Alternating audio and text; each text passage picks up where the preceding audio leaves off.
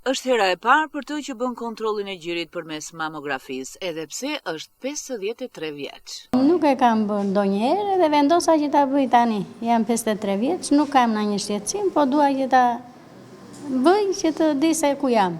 Sepse këto ekzaminime nuk bëhen vetëm kur ke shqetësime. Po tani e pas të arsyeshme. Burbuqe Lulushi është pjesë e grupit të grave të organizuara nga Shoqata Kulturore Bamirse Estia Dropoli në nismën e marrë për kryerjen e kontrollit në kuadër të Tetorit Ros.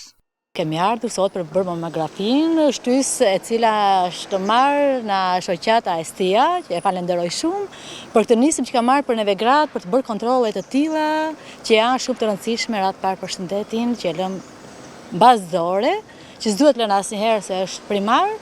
Dhe duhet shtysa të tilla për të bërë sa më shumë aktivitete për neve femrat, për kontrolle dhe për diagnostikime të tilla. Drejtuesja e kësaj shoqate Olga Papapaguna thotë se ditën e hënë do të zhvillohet një takim me gratë që kanë luftuar me këtë sëmundje. Çdo tetor, shoqata organizon në bashkëpunim me Spitalin Omer Nishani vizita falas, mamografi falas për të gjitha gratë.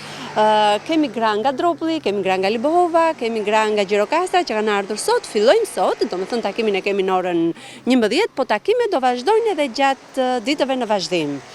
Duhet çdo grua të kujdeset për vete, se ja kemi detyrë vetes tonë në radhë të parë, po edhe familjes tonë.